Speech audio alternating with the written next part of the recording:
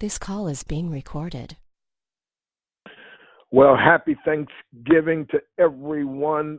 What an incredible day to be alive. Not sure what part of the country you're in, but it was raining this morning. But I don't call it rain. I call it showers of blessing. And so you're in for a special treat today. And thank you again for taking time on this special occasion, this special day to spend with us. So I'm going to just give my daily attitude adjuster briefly, and then we've got a very special speaker, my friend. I promise you, you want to make sure you got something to write on, something to write with. You want to make sure, my friend, that you text someone, call someone, especially young men. So you've got to get on this call. So, wow, what a great day to be alive. I feel dynamite. I like me. I accept me. I love me. I'm going to have a super fantastic day today because I'm too blessed to be depressed. I'm too blessed to be stressed. I'm too glad to be sad, too anointed to be disappointed, too elated to be agitated, too grounded to be confounded, too grateful to be hateful, too gifted to be restricted, and too saved not to be getting paid. Circumstances are aligning themselves in my favor. I am healthy, physically fit, and intellectually equipped. I have wisdom far beyond my years. I'm an extraordinary person with incredible abilities, which I will use to add value to others' lives. Knowing that as I help others reach their dreams, I will automatically reach my own. I anticipate meeting the person or group of people today who are willing to use their power, wealth, and influence to empower me to achieve my dreams. All day long, people will go out of their way to bless me. Today, I will add great value to someone's life. I will show compassion to those in need. I will give strength to the weak and inspiration to the weary. Someone needs what I have to offer, and I gladly make myself available. I embrace abundance, and it embraces me. I'm abundant in every good way. I am an abundance magnet. I like money, and it likes me, and it's attracted to me, and it comes abundantly from many sources. Money flows freely and frequently from expected and unexpected places in exchange for the value that I consistently bring to the marketplace. I circulate God's money wisely because it's a tool to help those in need, and it's also a way of keeping score of how many people's lives I added value to. I may have been broke, busted, and disgusted, but now I declare I am rich, growing, and overflowing. My business is booming and checks are zooming. I'm happy on purpose. I am experiencing great victories, supernatural turnarounds, and miraculous breakthroughs in the midst of great impossibilities. I'm an overcomer. And if my mountain can't be removed, I'll develop and practice my mountain climbing skills. I may experience a setback, but setbacks, well, they're only setups for comebacks. Matter of fact, setbacks pave the way for comebacks. I make lemonade out of life's lemons. And if life dares to knock me down, I'll fall on my back, realizing as long as I can look up, I can get up. I commit to paying for my dreams with preparation and perspiration so I won't have to live with my nightmares of regret. I do not procrastinate because procrastination leads to devastation. It is the assassination of my destination. Thus, I will act now. I am a doer. I get results to last. I now release the champion that is inside of me. I am the leader that multitudes of people are looking for. So I choose to succeed today and every day hereafter. Watch out, world. Here I come. In this context, watch out, world. Here we come. So let's take a deep breath through our nose, and we're going to breathe out of our mouths, symbolizing again that we receive these words that have been spoken. So take a deep breath and let it out. All righty. Well, it's with distinct pleasure. We have a very special guest speaker. Like I said, I was like a little kid last night, could barely get to sleep. My oldest son, Joshua Stan Harris. He likes to be called Jay, but incredible young man. Very, very respectful and powerful young man. Has an incredible intellect. I mean, the guy's just short of a genius, if not a genius, I'm sure. But I tell you, my book, Your Breakthrough is Guaranteed, I had a lady not long ago say to me, I just opened up and read the intro, and she said, your son Joshua what he wrote in there was blessed me more than the whole book. And I was like, wait. You mean what he said was more impactful to you than my whole book? She's like, yes. And that's when it dawned on me the power of your voice, folks. You have to understand that you have a distinct voice that people, no matter what they say, no matter what anybody else says, my friend, people can't get the message until they hear it from you. And so I'm telling you, my friend, Joshua served in the Marines and staff sergeant there. Also, he's a second degree belt. He's also a power lifter, bodybuilder. He does spoken word. I mean, he does so much. One of the most respectful young men and dedicated and committed and a man of self-discipline. Now, we're so much alike in some areas and so much different in other areas, and just a powerful, powerful young man. So you're going to hear with great delight, and tell you, he served our country, and so appreciate that. And on this Thanksgiving Day, I'm so blessed to be able to have my oldest son, Joshua Stan Harris. Take it away, my friend, my son, young king. Hey. I hope everyone can hear me out there. Yes, sir. Awesome. Thank you. So I'm going to do for today, I'm just going to do a series of spoken word pieces. And I will give the name of the piece before I do the piece. I'm telling you that now because when I get started, I kind of just want to go ahead and flow. There isn't really a lot for me to say as far as the introduction because my dad already did it. But I started writing. The very first time I tried to write anything was I was 13. And it took me 4 years to write something good enough to show other people. So the past 16 years, almost half my life, I have been writing. So I just want to share a couple of pieces with y'all. Most of them are a bit newer because, we're always our own greatest critic. So I don't like a lot of my older pieces. But anyway, let's see. Let us start with a piece that I call Falling Apart. Just a little short piece, then we're going to dig into the more meaty pieces later on. Okay? So this is called Falling Apart. I have stopped my heart for hearts that forgot, speaking at the speed of light, never to catch up to the past that rips the present from our future, so I am presented with this conundrum. How to fix a heart that has been retroactively broken in the perfect tense. The action is not yet complete. So I speak to a future her and past me. I know better than to hold on to these damaged beings. I am a shelter for hearts too wounded for normal adoption. We sit in the rain and dream of lives, where moments like these make sense and lead to things other than further pain we hold. Onto delicate organs with Edward Scissorhands, we were only ever taught to cut ties from sticky situations, so we sit on our communication and desperately grasp with fingers that flicker like gossamer wings, but give wing to nothing except dreams, allowing them to fly away from our grasp. Giving space to silence when it should be smothered into submission, letting go, and hoping that what we love will find its way home. But we have never given our love a name, and nameless things do not come home, so we wonder. And we wonder. And it's no wonder that I'm still sewing strings like cat's cradles that really come apart with ease like slip knots, just in case one of these is not what I had believed her to be. Playing the fates with the string theory of how relationships should be, that is, making tentative connections at best only to sever them at the slightest resistance, so we cradle cat's cradles with Edward Scissorhands, whispering repentance for what is soon to come, you'll see, praying that one day we won't fall apart with such ease. Wow. The next piece is called I Remember. Actually, I'm going to do a series of pieces. The next three pieces, rather, are things I'm thankful for. And the last one is more of a call to action, just things I've observed. All right, so the first one is called I Remember. I remember when I used to approach snow as though earth were the floor of heaven's workshop and it was arts and crafts day. Jesus, snipping the names of each of his children into individual crystalline portraits before letting them fall to the floor for his children to play with, and I played it, as though I were a mini creator.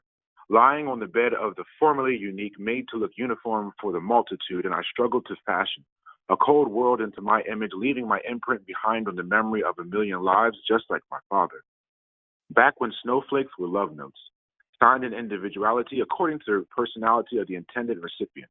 When raindrops were kisses delivered to lips and cheeks like an overzealous parent that refuses to allow you to believe yourself less than loved, and downpours were like being smothered.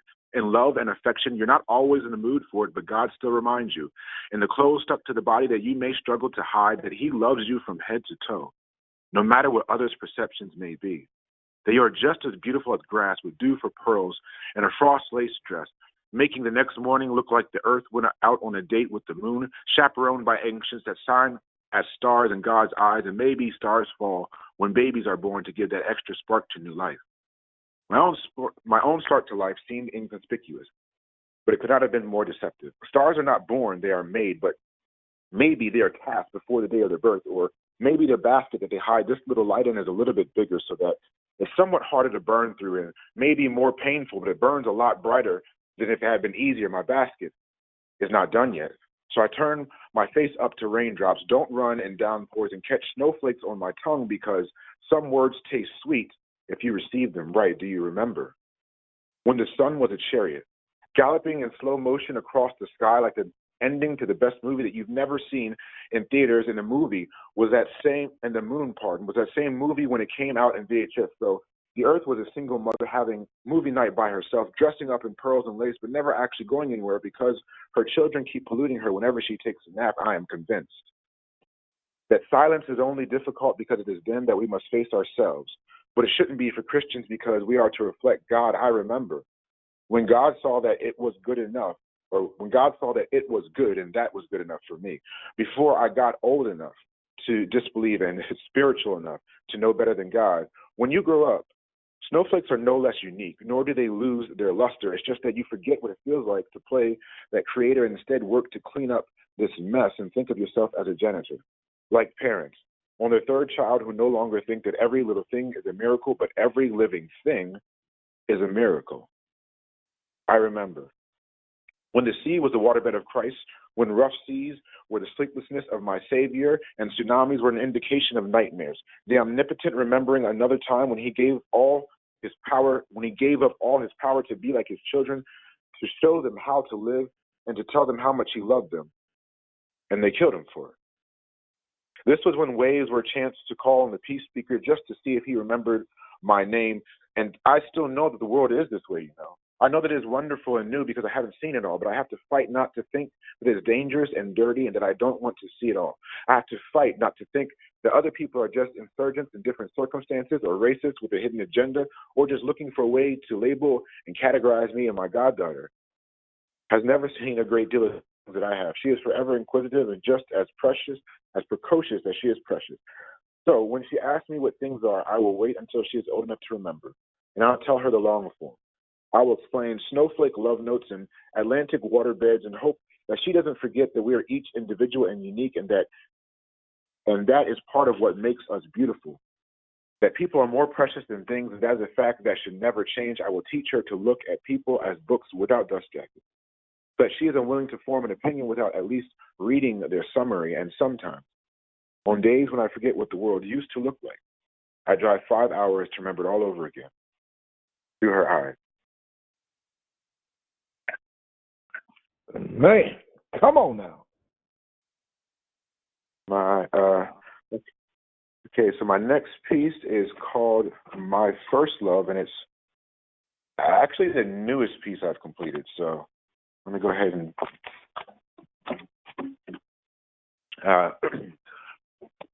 my first love.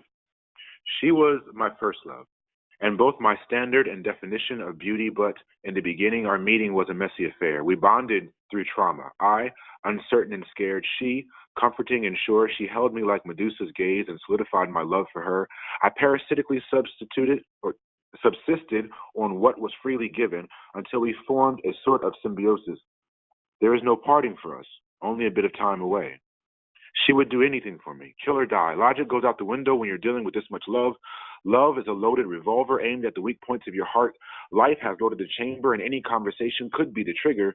We have faith that the chamber will always come up empty. This is the way of things, but of kings and queens we cannot be held down. Situations have tried many times. Once our relationship shipwrecked and we took turns carrying it on our backs, though in opposite directions. We are more determined than is logical. And that's exactly how it's supposed to be. I say she's my first love, but as you can see, I haven't lost a whit of my love for this queen. Sunny dispositions were temporarily overshadowed by the cloudy dispensations of yesterday, because anything less than love is an exception. We are not at our best when we are shattered. I have learned that much better recently.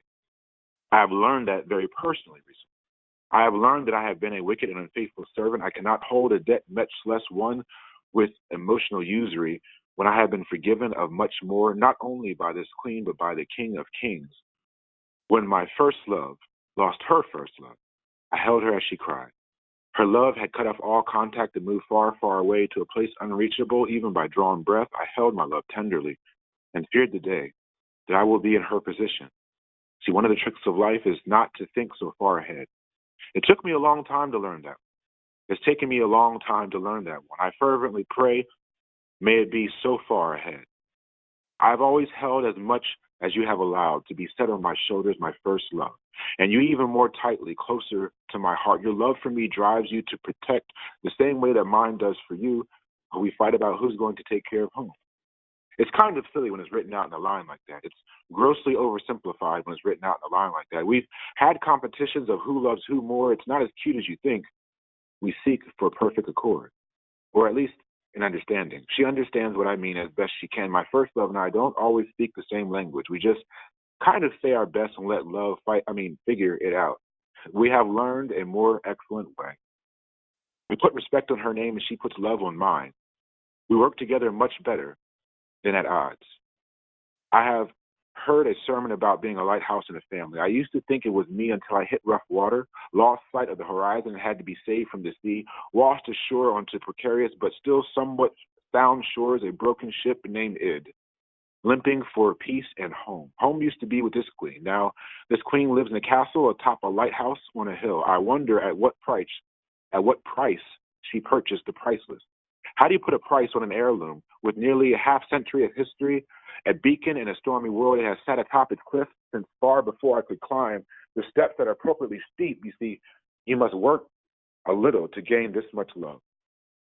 We really tend to ramble on until we're doing things in the background, still on the phone. I don't believe in long-distance love, usually. There are many things that you can't get back in life, but love lost may sometimes be found, especially if it was just hiding and protest. This is part of the process that she originally asked me for. My patience spans decades, more like 1.5. Her patience spans decades, more than I have lived. My first love insists she will always be my first love, though she cannot forever be first in my heart. I can respect that. To my first love, I love you with all my heart. I pray that God gives us many more days together. 1,000 hugs for you are never too much. I love you, Mom. Wow. Wow. Come on, man. I have one last piece I'm going to leave y'all with. Also the longest piece by far. It's called There's a Scene in the Streets. Come on now. This is it, y'all. Get ready. There is a scene in the streets, and it sounds like jewelry. Dripping from the necks of rich women, it dwells. In the shadows of shoe stores and stands in line at the ATM, it hangs out. On the corner of forever, where time has no meaning, it can be found hiding. Where children play with the aquatic dragon, freezing time that caught up with their fathers on the day that they were born. It will likely melt on them on the day of their children's birth in turn, but for now, they play. Separating symphonies of sadness from their joyful laughter, playing the notes of eternal hope on crystalline droplets that rise like their expectation. Disregarding plummeting hard water that metaphorically exemplifies the average education level in this nation, and just like the rainbow that shimmers on the edge of that water with a shortened attention span, black is at the bottom of this scale as well. And my problem with that is this. This is a coalition of personal choices and peer pressure that covers the voices of those squared brothers that know we don't have a choice. They're all trying to pull an escapist trick, skipping in between invisible steel bars that are harder than their hearts in this tragedy. And the tragedy to me is that there are gaps. and their racial education that they struggle to fill with exposed joints, just like bridges in the ghetto that weren't put together too well. And yes, I just bridge into the ghetto, but this is all the same thing because this is all the same country. And the rich drive by us on their way to the country. And I'm not condemning all rich. I'm explaining to you the shift, or rather switch, between their neighborhood and the one I went to school in. There's a sound in the streets that sounds like missing education begging for a handout, wisdom neglected, crying in the public library with a shortage of people to console her, and my people walking around in white tees 5 sizes too large for them, saying N-word please when I'm begging my brothers and sisters who call themselves that not to be that, please. There is a scene in the streets, and it looks like a tragedy. My kin doing magic tricks, rolling up homegrown potential in the physical manifestation of wisdom, blowing ethereal rings of their future and laughing as it dissolves, along with their net worth. It is painful to even be aware of this, and they wonder why I don't like going out if I do not have to. I keep trying to pay attention in class. College has given me more knowledge, and sometimes I struggle to pass because I know more than I know what to do with as it is, and to whom much is given, well, you know the rest. But there's a tragedy in the streets that sounds like a crime. Someone is leading the children from being measured in door jams to being jammed up in doorways and laid out on concrete to be measured. Am I the only one who sees the problem with using chalk to chronicle our young black treasure, laid out on the proof that society has failed them? Their kin they're calling convicts and telling them to get a job, but cons don't get hired. I'm sorry, brother. Life is hard. So there's a tragedy in the streets, and it sounds like what they call silencers, but I call them March 1st.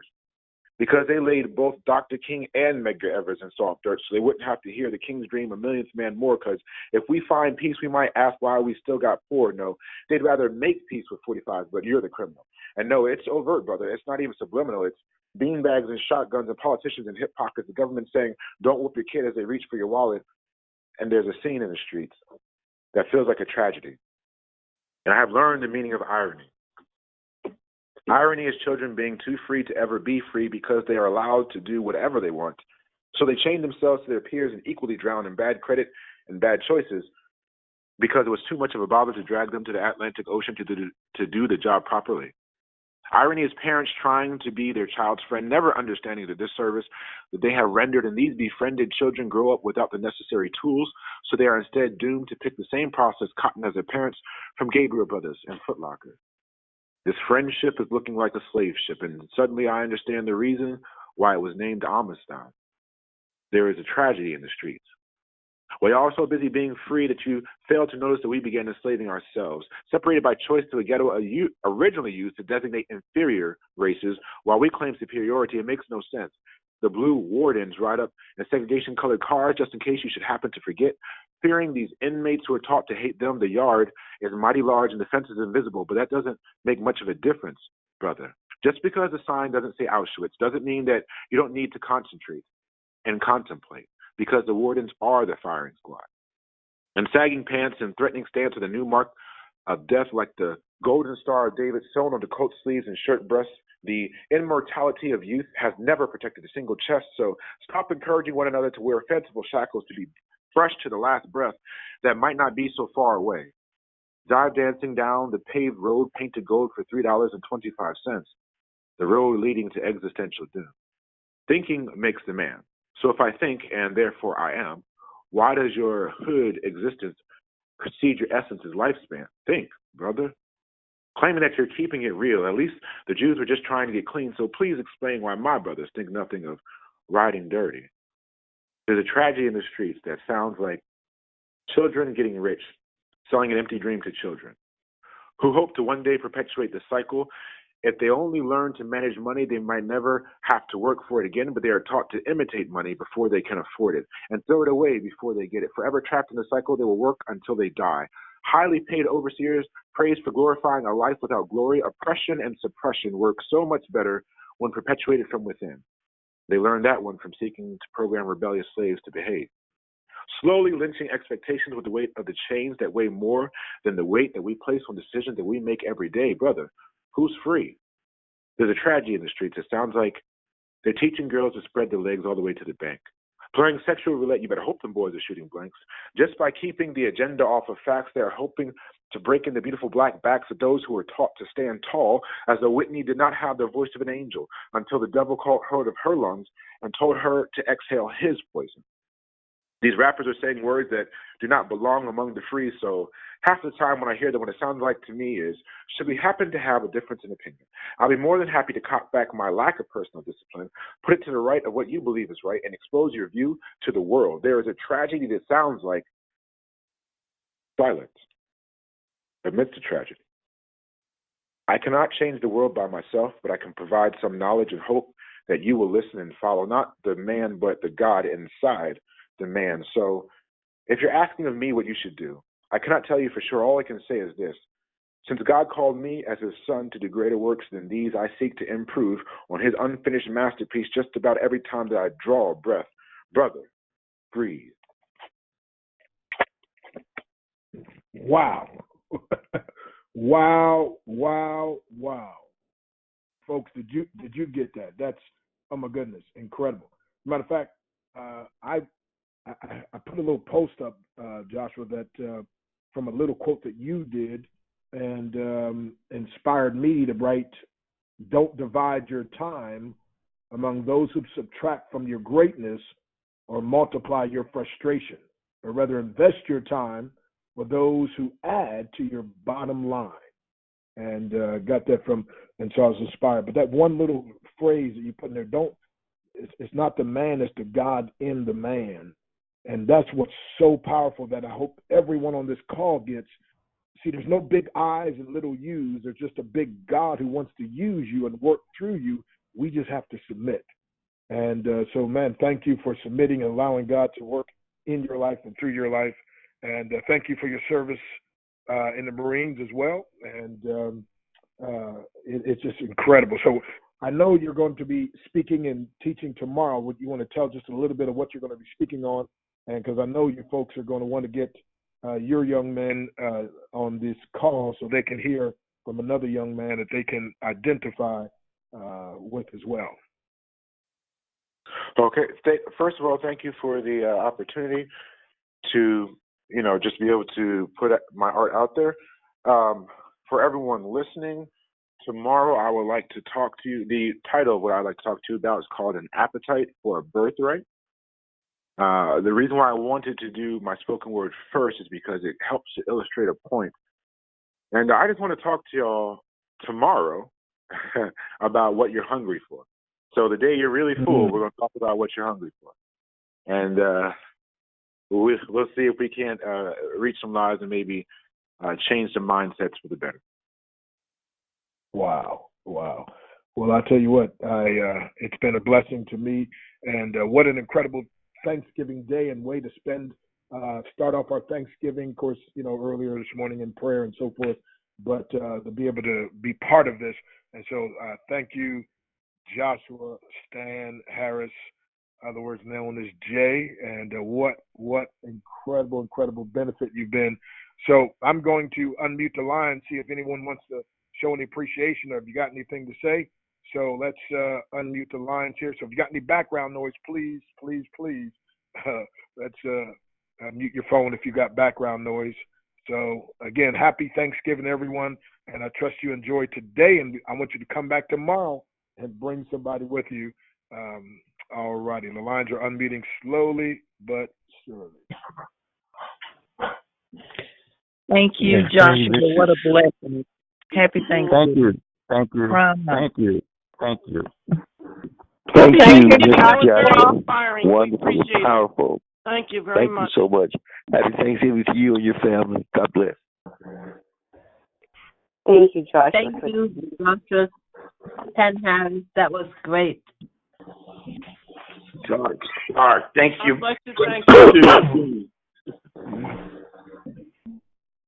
Thank you, Joshua. Simplify. Hello? Good job, young man. Great words, Thank Jay. you so much. We appreciate you so much. Thank you. Marvelous. Thank you, Joshua. That was fantastic. Keep up the good work.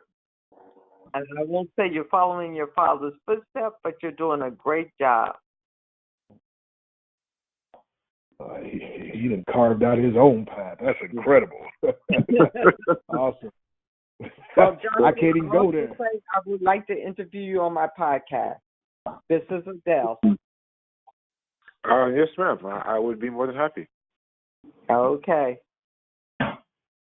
Everyone, I just want to say real quick, thank you very much for your kind words. And today, amongst other things, I'm thankful for y'all. Thank you, Joshua. I really enjoyed it. Now I understand how breakthrough comes up with so many wisdom of words, and I see it through you also. Thank you. Thank you. Powerful stuff. Multiplied.